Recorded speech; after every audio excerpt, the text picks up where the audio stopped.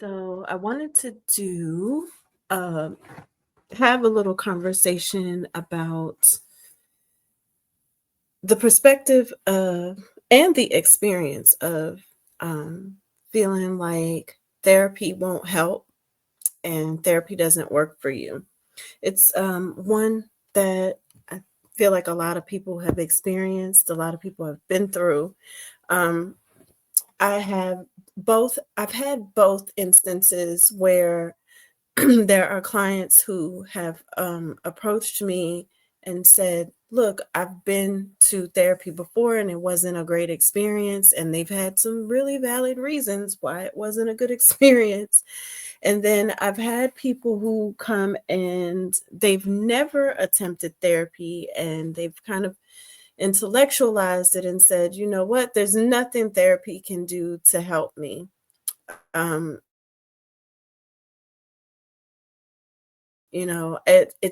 It's not going to be good for me."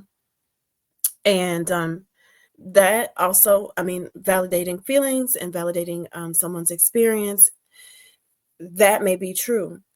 The biggest thing I think people have to understand with therapy, there's so many misconceptions that are occurring that therapy fixes you, that you kind of sit down in this space and you say all the things, and this person who is this professional gives you all the answers, and you walk out of that session with answers and your situation resolved. And if that's what you're thinking coming in, therapy's not going to work for you. It's not. Um and that's what so many of us have been kind of taught, especially by like watching TV shows and movies and things of that nature. It's like, oh, you come in and this person has these answers, or they should be perceptive enough to dig when you have walls up and pull all the stuff out of you so you can walk out this changed person. And that's absolutely not what therapy is about. Number one, as your therapist, we're not there to try to overcome your walls and your challenges and your challenging behavior. If a client walks in and they're very kind of confrontational and have a wall up and they're challenging me and wanting me to beat down that wall for them, we're not going to continue the session or have a productive session, because that's not what I'm there for. You have to come in wanting to have some type of vested interest, despite fears of vulnerability, despite any discomfort.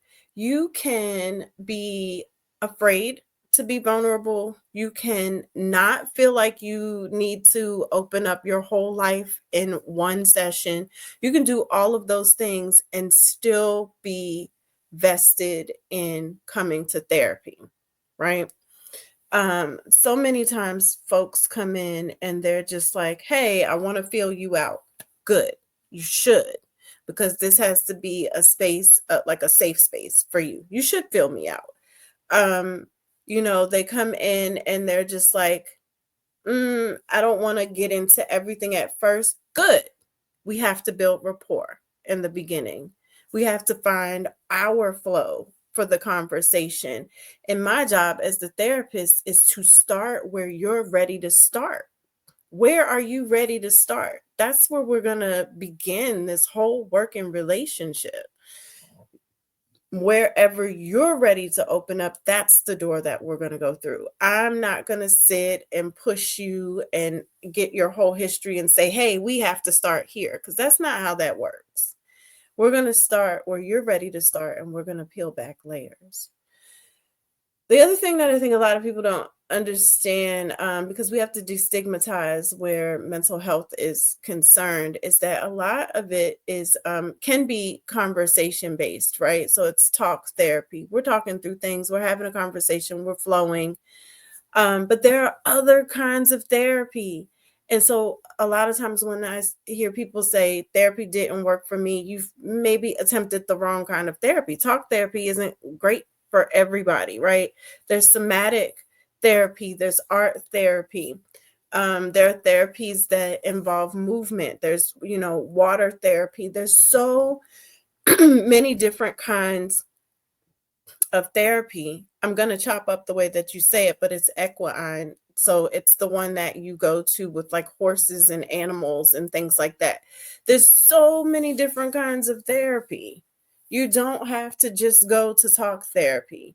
If you do choose talk therapy, make sure that you're choosing your therapist wisely according to their niche and what you need. Now, this is where it gets confusing and heavy for prospective clients, because there's like this wide net and you're looking for someone who's going to be a good fit energetically, and you're like, okay, who do I choose? Lots of times referrals would be helpful, but people don't want to admit that they go to therapy. So you can't even really say, oh, my homeboy or my homegirl goes to therapy and they suggested this person.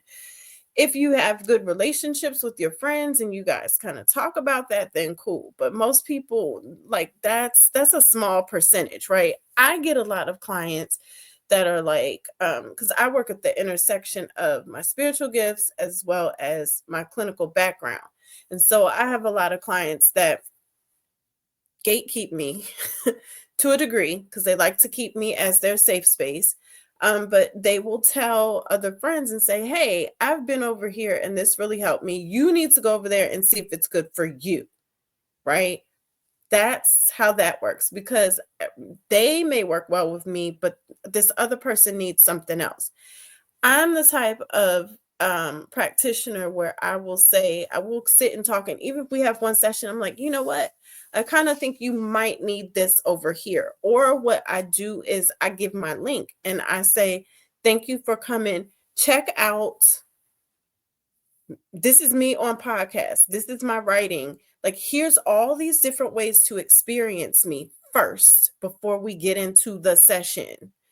And if those things resonate, then you go ahead and book based on the recommendation that you received and based on watching me and getting a feel for my energy and my perspective.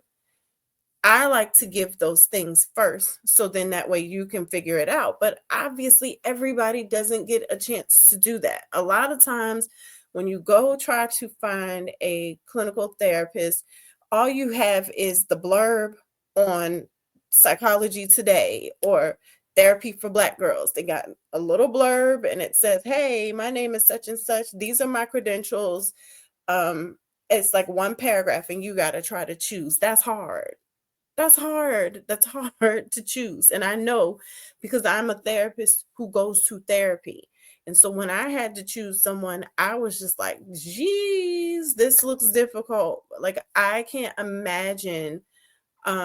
I'm already going to go because I'm a therapist who goes to therapy. So I am like, okay, I want somebody who does this, this, this. I can imagine what that feels like to not know, exactly what to look for.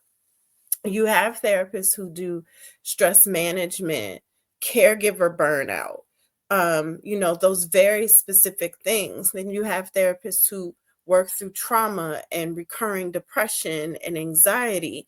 So a big portion of this is you need to, like, it's not general practitioner kind of thing, like how you go to your PCP and then your PCP refers out. This is, you got to choose somebody based on what you need. If you've been experiencing anxiety, I mean, you want to go to a practitioner that is versed in talking about and addressing anxiety. So I feel like once people kind of gather that part, it makes the road a bit more easy. So just like being very clear with yourself from the start about what you want to address. That's going to help you get over a lot of hurdles. But what people do is they throw a wall up and then they say, I'm going to get in here and you figure it out. Nope, that's not how therapy works. We're not going to get in there and spend all of our time and your money trying to get down to that. Have that set in the beginning. The other thing to understand is therapy isn't necessarily about giving new info. I see people say this often. Well, I went and I didn't learn anything new. They told me what I already know. That's great because actually being self-aware is fantastic. We need you to be self-aware when you walk into that space. Being self-aware is going to be super helpful, right? But there's a fine line between being self-aware and being ready for action.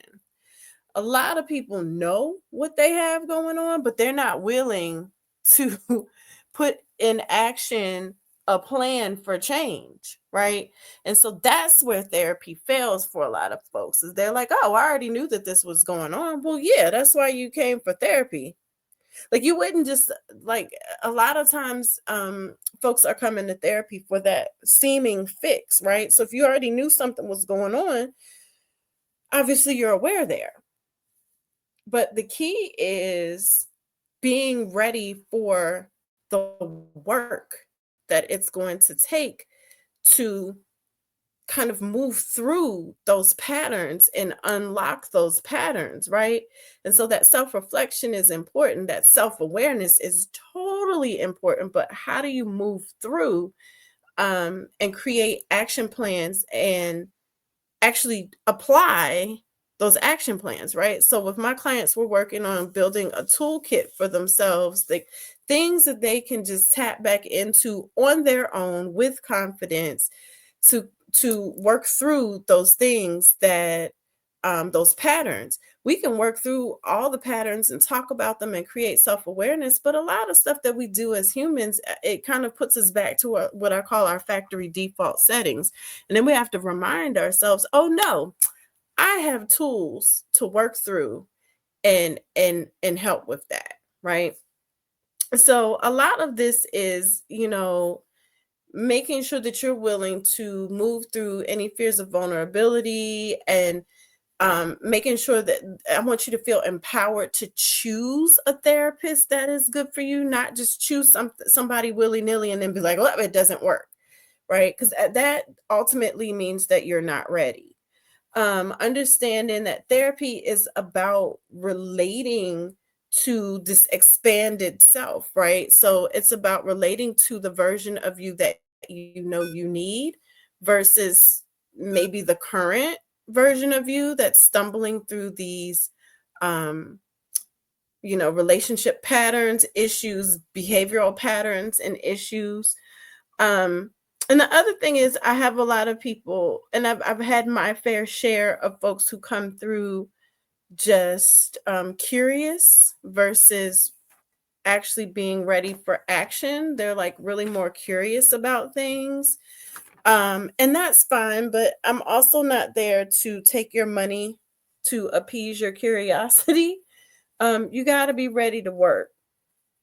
You got to be ready to feel empowered, and you got to be ready to listen and receive. That's a hard one for a lot of people. I'm not going to sit in therapy sessions and try to convince you of anything because that's not my job to try to convince you of things. My job is to offer perspective, because ultimately you're going to get up and do what you want to do. Right? You can have all the self-awareness and then still go back out there and do the same thing over and over and over again. And you're going to keep doing the same thing until you feel empowered and confident to, pick up those other tools and do things differently. It's not my job to make those changes. My job is to empower you and say, hey, you're trying to get to the number 10, right? And you've been getting to the number 10. You've been on the 5 + 5 road. And that's fine because it does equal 10. But did you also know that you could get to the number 10 by 12 minus 2? Because that's a valid road too. So now your mind is expanded and you're like, huh, 12 minus 2. Let's talk about that. What does that road look like? That's typically what a therapy session with me is going to look like, but I practice from a very mindfulness perspective and a very somatic perspective where we're looking at where emotions get locked into the body and just how some of our patterns are creating this space of feeling stuck because we're on autopilot doing what we know, right? And then, so I'm working with you on like, hey, here's 12 minus 2. Okay, how uncomfortable does that feel? Or how comfortable does that feel to know that 12 minus 2 exists, right? And then we're going to start working on the road for 12 minus 2. And then we're gonna also offer you, because right, because your goal is to get to 10. We're also going to offer you 2 plus 8, and we're gonna explore that because ultimately my goal is to help you reach your goal. So we're always goal setting and we're always rechecking in with those goals, right? Because we have to create action. And then I want you to go live. And I want you to feel like you have skills and an open mind where you'll be able to tangibly apply the stuff that we discussed, right? The things that were offered to you, the things that you said that you were willing to take and willing to receive and willing to try. So I submit this perspective because, there's still going to always be people who are just like, you know what, therapy doesn't help, it doesn't work, and that's fine. I'm not convincing. I'm not trying to tell you like, oh no, this is it. So you have to come over here. You approach therapy when you're ready. You approach therapy when you find someone that feels like they're a good fit for you, and you approach therapy when you are in a mind space to be open as long term as possible to what you're going to need, and also understanding that therapy is short term. Like, you're not supposed to be on anybody's therapy list for 2 years. I mean, short term, you do it in spurts, and then you come back when you need to work on something new, when you need to work on something else. That's how I think therapy is most effective. It's not a crutch, it's a support, it's a catalyst. Um, it's a lot of good things. So hopefully this gives you just a different perspective. It's not about intellectualizing thing. It's about going in and understanding that your feelings are valid, your thoughts are valid, but your actions may need a little bit of tweaking and changing, right?